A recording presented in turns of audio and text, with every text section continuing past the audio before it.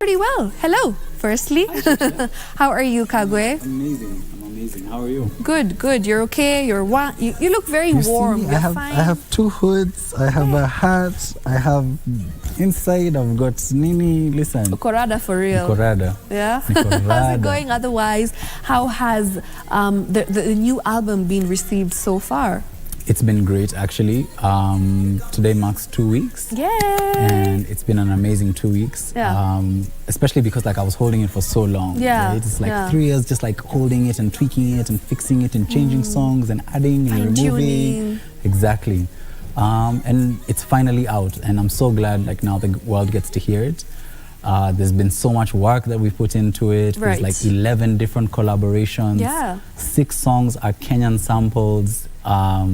There's so many different stories behind all of the different songs, and I'm so happy to be able to share it with the world. That's amazing. And the last time that you were here, we were speaking about your career as a producer, and then of course you started singing, and then you actually wrote for some of Kenya's finest artists as well. Yes. So you've practically done it all, right? And now you've got your album. So I always want to know, do you have a vision for the next few years? What next? Anything else that you want to try out that's new, that's different?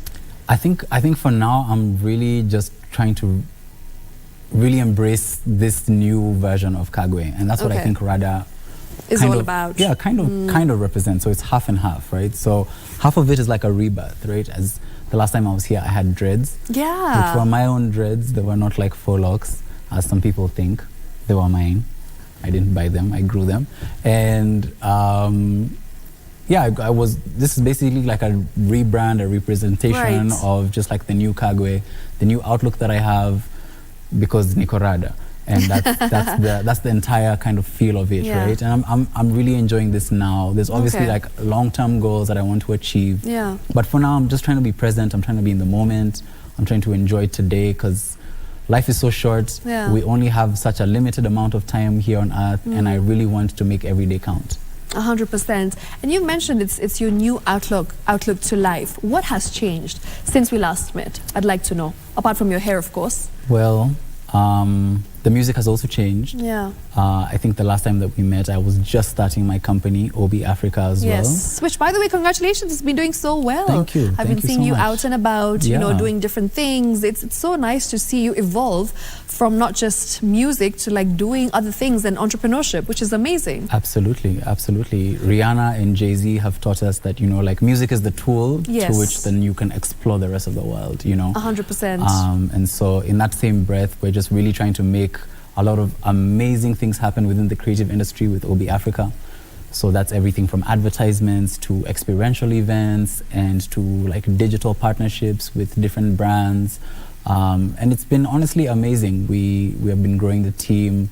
I have my homie over here, Wesley, with me, who's recently joined our team. We put out this thing on social media, and we're like, hey, I'm looking for a social media. He's the guy. He's the guy. He's the guy who made the cuts. I remember you were talking about how there were so many applications and all, but you're looking for the guy. Absolutely. So good to know you found your guy. We found our guy. We found our guy. Yeah. Yeah. Okay, that's amazing. So you've mentioned that you have decided not just to focus on music. As you said, you want to try out different things, and you have gone into entrepreneurship, your company OBY, which as I said earlier on, it's doing really well, and I've heard a lot about it already. It's been a year and a half? Actually 3. 3 years? This is now 3 years. We started peak COVID, That's crazy. I'll never forget, we had signed our lease. It was this March, I think, 12th. Okay. March 13th, we had the first case of COVID in Kenya. Oh dear. And it was oh my God, we've put in now money, because you have to put a deposit, you have to put months rent in advance and everything. We've bought gear, we've done things, and then the president is just the whole country is shutting down, everybody stay in your house. And we're what are we gonna do?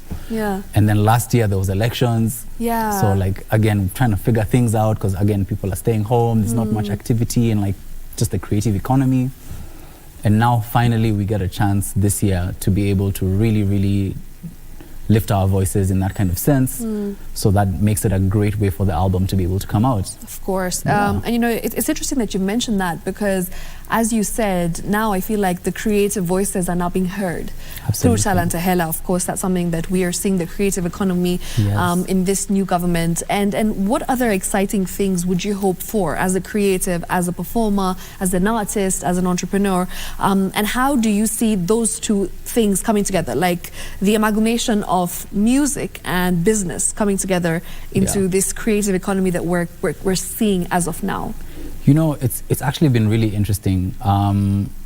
Because now I have this company that's a creative agency, and our main mission is to be able to solve problems in a creative way. Okay. Right? We do that for all of our different clients that we work with. And so right now the brand Kagwe Mungai is a client of OB Africa, right? And so we look at music as a product, right? And so the same way that you would take a brand like Coca-Cola, and months before like they release a new product, there's a bunch of different, I guess, research and development, you're tweaking the product, making sure it sounds right or feels right, or tastes right, that kind of thing. And so we're doing that. We're applying the same kind of logic with music, right? You have to have a go-to-market strategy. You have to have a campaign strategy. You have to be able to activate in different parts of the country where your audiences are and be able to ensure that you're really connecting in an authentic way. And that's really something that we're so excited about doing throughout the rest of the year now. We're halfway through the year. To me, it feels like we just started last year. Literally. We just say Happy New Year just yesterday. I promise you, it doesn't feel like we're already halfway through the year. This year has gone by so fast. So much has happened in this year already. Just 6 months. It's crazy. It's wild. It is wild. But it's exciting to be able to now kind of switch hats from the creative hat into like the entrepreneurship hat and figure out the different ways that we want to not just have this album heard, but empower the creatives in different ways that we are getting this album heard, you know, from everybody that is like the guys that shoot the videos, like my guy Wesley over here on digital, everyone from the concepts, the art direction, everything. There's a whole creative economy, right? And we basically want to show Kenyans and the world that there's careers within the creative economy. You don't just have to be a 100%. singer, you don't just have to be an actor, you don't just have to be a whatever. There's so many different pockets of careers that you can excel at and grow. And I think if you look at Kenyan music compared to, say, the rest of the continent, right? The one thing that we don't have is volume. And when I say volume, I'll put it like this. In South Africa, they have about maybe 4,000 submissions of Amapiano songs monthly. Wow. Right? Every month, Spotify receives 4,000 songs that are Amapiano. Right? Okay. How many Gengetone songs do you think they receive? Less than 100. That's crazy. Right? And that just means that there's so many more people that are doing Amapiano or Afro beats or hip hop or this and that and that and that and that. And they aren't even from like particular countries. It's like, you know, someone from Kenya as well is probably doing Amapiano. Exactly. Yeah, I have Amapiano songs in my album. Absolutely. Right? And the idea, my dream, can I tell you my dream? Yeah. My dream is that one of these days, right, for like 6 months, we'll have about like 30 different Kenyan artists, the best of the best, making genge or gengetone. And I don't mean like lamba, lolo, everything has to be like that, right? But if you had, say, Bien, right? Bien has its own twist to gengetone, right? Interesting. And then you have like Otile Brown has his own twist to gengetone. Kagwe Mungai has his own twist to gengetone. Fena has her own twist different to versions of genge. Exactly. And that's how it evolves. That's how it evolves. And suddenly now there's so many people that are excited about this genre and that want to express it in their own way, that it becomes now a recognizable African genre in the same way that Afrobeat is and Amapiano has become. Yeah. Do you know, it's interesting that you mentioned that, because did we ever think that Diamond Platnumz would be doing Amapiano the way he's doing it now? Imagine. And he's taking it to the next level, even more than the South African artist did. Yeah. And you're just like, this is insane, the evolution of music, African music, per se, and the African sound. Exactly. Quite an interesting point there. And Kagwe, you know, as we talk about evolving, right, there's one thing that I think people forget to mention when they're talking about the music careers and the music journeys, is how digital media has played such a big role. And you mentioned that you actually had to add someone to your team to kind of get that going and get that, you know, segment of your life, you know, to the next level, which is very I think, crucial. Because Absolutely. TikTok as well, as we do know nowadays, to promote your song, you need to be good at TikTok. Absolutely. Yeah. Absolutely. And that's been the kind of like outlook that we've been looking at in terms of, even when we announced the 11 collaborations, 10 of which are Kenyan artists. One, the only collaboration that's not Kenyan is MFR Souls, who are from South Africa. Okay. We have 6 samples in there, right? That everything from the mushrooms to Issa to Gidi Gidi Maji Maji to Nameless to Big Pin, and there's so many different things that we're trying to kind of show guys where we've come from, so that we can show them where we're going. Yeah, the right? journey of Kenyan Exactly. music. Exactly. Yeah. And I think because we have such amazing talent in this country, you know, we have such creativity. It's honestly, it's appalling to me. I get upset. I sit in my bed and I get so upset. I'm just like, why are we not getting our flowers? Yeah. Right? Why are we not getting our flowers? And for me, to answer your initial question, that's my bigger goal. I want Kenya to get our flowers. Okay. We get our flowers for tech, we get our flowers for business, we get our flowers for infrastructure. If you travel around the continent, you'll realize that Kenya is so developed, right? So developed. Even like our internet is faster than SA. Yeah. SA, those guys have power blackouts every day. We complain about KPLC. Nigeria as well. We complain about KPLC. I'm telling you, Right. South Africa, who we see as these guys that are ahead of us, Yeah. they are struggling. They have like power for like maybe The America of Africa. Yeah, they have like 6 to 8 hours of power a day. Yeah. And like that's not what we have here, Of course. right? And so in the same way, our art is also elevated. You see that when international artists come from abroad and guys complain, they're like, oh my God, he was singing auto-tune. He couldn't even sing properly on stage, you know, that kind of thing. We have such an appreciation for talent and art and creativity. And I think it's time the world wakuwe rada. Yeah, exactly. And I feel like they also should appreciate us the way we appreciate music from all parts of the world. Absolutely. Right? Kagwe, let's talk about your life. I've been seeing, you know, speaking of evolution, right? This year you decided to go hard or go home. Yeah. Not just in your professional life, in your Yeah. personal life as well. Yeah. You were trending for quite some time. I Little think bit. you broke the internet. Little bit. And you just went public with your relationship. Congratulations, by the way. Thank you. You and Sharon together, I just love seeing your content. Thank you. And I think that the fact that you guys decided to be intentional with your content as well, not just with your relationship being out in the open, it's beautiful to see. So tell me about that part of your life that not many people know about. I mean, now they do a little Now they bit, do. what you share on social media. Yeah. But I know she's a huge Kagwe Mungai fan. I always see her supporting your content, really your is. music. Ah. It's just so lovely to see. So tell us about Sharon, the lady in your life. my gashungwa, my baby, Oh, my boo thing. how cute. Yeah, no, I've been very private about my love life. Yes. Every time I ask you, you always like slide past that question I would- somehow. I Deflect. I really learned like the art of deflection. It's I just like, was are you like- seeing someone? I'm like, I see everything. He'll never give us an I have exclusive. eyes. I see the world. Don't you see the world? I see you. You see me. We You've see even each other. mastered those lines. No, but I mean, I took some time off at the end of the year last year because Okay. it was a really, really long and tough year. And I really wanted to be able to, when I came back from like a trip, I took like 7 days by myself to just Right. like refocus and figure out the next year. And one of the things that I wanted to do this year was to live authentically as myself. Okay. You know, and that meant like loving out loud, loving my music out loud, loving my people out loud. And that's something that I've always wanted to do. But, you know, before I was in a label, and you kind of have to be like a certain way. Right? They have to package you because you're, again, a product. You're being managed. Yeah, you're as a well. product. And it's just like, listen, Yeah. you're a sex symbol. Yeah. You can't have girlfriends. Interesting. Every girl is your girlfriend. Everything is like this and like this and like this and like that. And now that I am in charge of my career fully, right? Okay. I now decided that this is who I am. I'm a lover, and I love to love, and I'm so grateful to have an amazing partner like Sharon that is that really like has my back beyond anyone that I've ever like been in a relationship with, and we're really just enjoying this period, right? We dated for a while quietly. Yeah. And then we decided after like various different conversations, Okay. is this the right thing for us to do?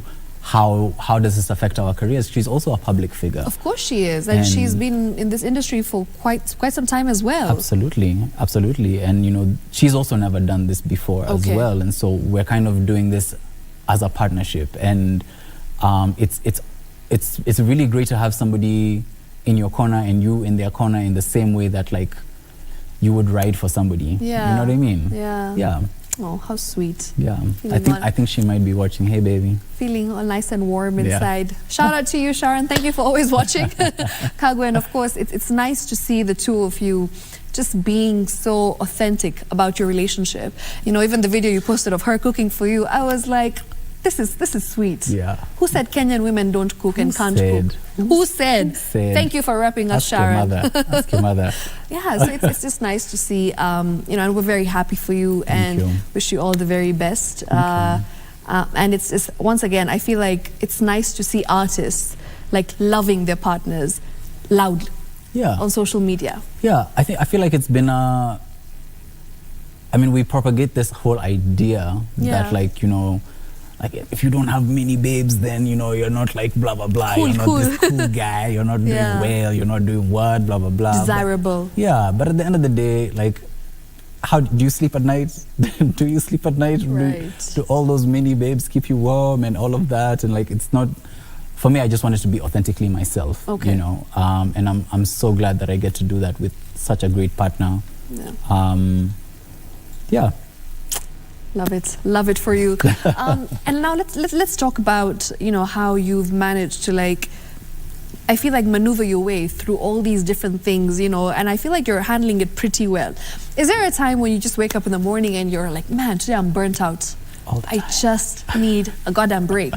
What do I do? Nothing. You know, I'm sure you have those days. And then how do you get past that slump? My mom tells me. My mom tells me that sometimes God forces you to be still, right? And that can happen in various ways. Like earlier this week, as I was telling you, like before we went on air, like I was really unwell. I got this Nairobi homa that has been going around, and in those moments, like when you're just like really unwell, you can't go to meetings, you can't do things.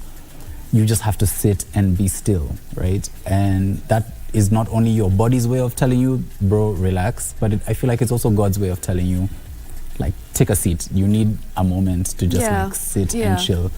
And unfortunately, I love what I do, right? And I love all the different aspects of it. I love the balancing. I love how crazy it is. Nairobi for me is the greatest city on earth because it's just, guys are just such hustlers, and I love it. And the fast pace that we have. I don't think I could ever live in Mombasa. Imagine. I mean, no disrespect to anyone watching from Mombasa. Do you know, I've had this conversation with a friend of mine. So I started working recently with a videographer from Mombasa, and he's moved down recently to Nairobi.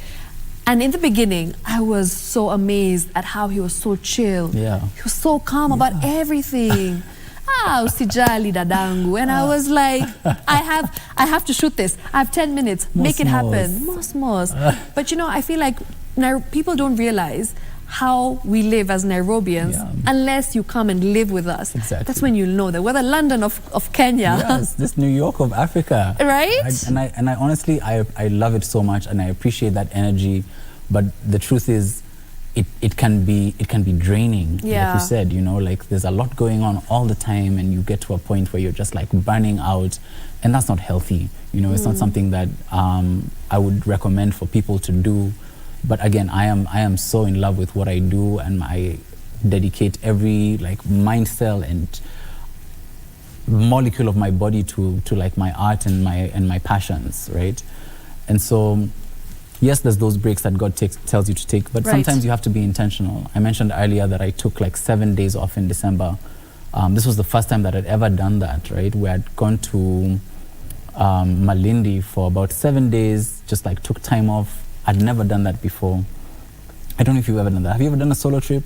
No, but I would love to. It's incredible. You go by yourself, you don't go on social media, you don't like call people, you're not like answering emails, you just like go and you just like peace. Enjoy the moment and be present. Yeah, and I'll tell you, for the first maybe 6 hours, I loved it, right? Yeah. And then I got to hour 7 and I was just like, now what?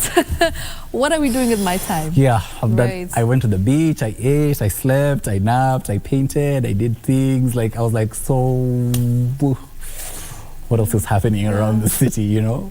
But it forces you to kind of just like introspect, Yes, right? And yes. like really look at the things that are important to you, and kind of meditate on those things, which I think is so important. And you Right. don't have to necessarily take a vacation and go like to a different place. But I think being intentional about rest and balance between work and play is so important. Yeah, absolutely. I completely agree with that, because like sometimes in this race that we're in, constantly wanting to be the best, constantly wanting not just competing with others, but with yourself as well. Absolutely. You know, we always have competitions where you're like, okay, I need to do better than I did last year. Yes. Or I need to be, you know, earning more than I did in the last month. Yeah. So we're always trying to outdo what we were doing in the past. Yeah. So I completely agree with that. Sometimes you just need to take a break, introspect. It's very important. How do you take a break? I feel like for me, social media is where I spend so much energy, so much of my energy and my time. So for me, a break is just not being on my phone. Right. It doesn't have to be out of town or anything, as you said, because sometimes you aren't able to, because there's so many things that you're required to do. For sure. But I feel like just taking a break from your phone, it helps. Yeah. So I also went, you know, to Mombasa recently, and I literally did not use my phone. I limited my screen time from 13 hours, which is bizarre, to like 2 hours. Yeah. And I was so proud of myself. So, you know, these little things, it really does make a difference. It counts, and you come back feeling so refreshed out of that thing, and you're clear, you're not as bogged down by everything, and you're not being influenced by everything that you're seeing online. It's really good to unplug. In fact, you don't even feel like seeing what's happening online. You're not curious you don't want to see what's happening with other people. Exactly. And that's something that I think we need to really realize. This industry we're in, you always just want to know what's going on. Exactly. You always want to be in the loop. Yeah. And you want to see how you can do it better. Exactly. It's crazy. Yeah. Kagwe, let's talk about family. Let's talk about your mom. You know, the other day you posted your mom and you went for coffee with her. Yeah, it was Mother's Day. Yes, you took her out. Yeah, Mother's Day. I took her a gift. Yeah. I took her a little gift. Are you a mama's boy? I am. First of all, I'm my mom's favorite. Really? Is she watching? I think she might be. I think also my grandma's watching. Oh. I'm both their favorites. Yeah. I'm named after my grandfather, my late grandfather. So growing up, my grandma used to call me my boyfriend. Oh. So that's my original girlfriend. Yeah. And my mom is just my heart. I love her so much. And yeah, so Mother's Day, I wanted to just really appreciate her, and just got her like a little cute gift package. But you look a lot like her, by the way. I do. I saw that and I was like, oh, I hope other people see it too. That's where I get my my good looks from. I can't even take credit. It's all her. Got it from my mama. Got it from my mama. Yeah, so I like to appreciate her, not just on Mother's Day, not just on her birthday, every other day. But she's also a writer. She's a really, really brilliant mind. She's had such great experiences in the corporate sector for decades, right? And she's such a wealth of knowledge that I always lean on, not just for emotional support, but strategic support as well. You know, she's managed huge multinational companies like Coca-Cola and Scanad. That's amazing. And worked in various different sectors. And so for me, she's such a resource and such a mentor figure that I can go to her for not just like my personal things, but my professional things as well. And she provides such a clear path for me and for my brother as well, who is also within the creative space. He's the creative manager at Trace TV. And it's honestly, I'm quite blessed, right? I think one of the things that I started realizing early on into my career is that not a lot of people's parents are very supportive of creative endeavors. 100%. Right? It takes time. It takes time. For them to ease into it. Absolutely. And be accepting of it. And the truth is, if we're being honest, it comes from a place of love. Yes, right? it does. It's that like, listen, when we were growing up in like the 70s or the 80s. What was an influencer? Yeah, all the people that were like creatives were like drug addicts or whatever, and they're like, this path will lead you down the wrong way. Don't do that. Just be a lawyer or be a doctor or be an engineer, because we know those make money. I have some friends who are engineers. I have some friends who are doctors. Those guys make money. You'll be okay. You'll be successful. You'll be successful. Just do those things, you know. And I'm so grateful that my mom was able to realize early on that if my children do whatever they love the most, then they are more likely to succeed. You know, and that's one thing that I'll be ultimately grateful for. I don't think that I can ever repay that back. Yeah, it's nice to see, and of course it's nice to always have a support system in your parents when you're making big decisions in life. Absolutely. And you know, even when you've reached at a point in your career where you feel like you've got something of your own, you've got a brand, and you know, you are someone who's known out here. But then also it's nice to fall back on them and be like, Mom, I'm not okay today. Help. Or help. Just tell me, give me a hug. You know, I'm going through XYZ, I'm a bit low. It's nice to see, and it's nice to have that relationship with them. It really is. Kagwe, what advice would you like to give the younger generation who's trying to break through into the music industry? Right now, competition is super stiff. It's so tough to be noticed, to be heard. So, you know, what would you tell someone who's feeling very, very hopeless and doesn't know how to break through? If I had to give one piece of advice to anybody watching now, I think my major piece of advice would be dive into failure. Okay. Really, really embrace the idea of failure, right? Because, and my late grandfather told me a story once of what my name means, which I later found out was like a lie. But it's a good story, and for me, I liked the story, right? So he told me once upon a time there was this little boy, and he had a grandfather and a mother. He didn't have a name. They used to call him Kabebi. Okay. So Kabebi was there. He was trying to walk, and every time Kabebi would try and walk and he'd fall, his mother would run to catch him, right? And the wise grandfather noticed this behavior, and just as about the next time he was about to fall, the mom was about to reach out and grab him. The wise grandfather said, Reke Kagwe, which means let him fall, right? So Kagwe essentially was the thing that he was kind of playing at. But I think the larger lesson that I later realized as an adult is that, you know, failing is important. You know, you learn from your failures. An L is not a loss, it's a lesson. And if you can build on that and really embrace the idea of, okay, cool, so that didn't work. Let's try a different way of doing this. You know, you see, even on TikTok these days, I get all of these like things coming at me of like, post 10 times a day, post this number of times a day. This is what the algorithm wants and everything. The truth is, the more you do, the more you try, the more you experiment, the more you figure out about yourself, right? And then you'll find something that is authentically you that people really connect to. So number one, don't be afraid to fail. Number two, really, really embrace who you are as a person. Right. And just dive deep into that, because that's where your source is. That's where your magic is. It's in you. It's already there. You just have to like not be afraid to let it out.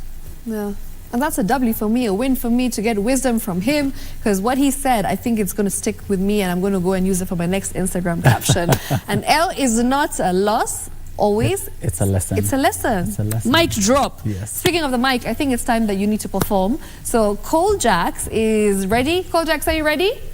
Ready. Right. So which one are we going with first? Ghostika? Yes. Yeah? Because also for our amazing viewers, one of the amazing guests that I had the honor of having in the car as I drove around the city of Nairobi playing this amazing song called Ghostika is the one and the only Shiksha Arora.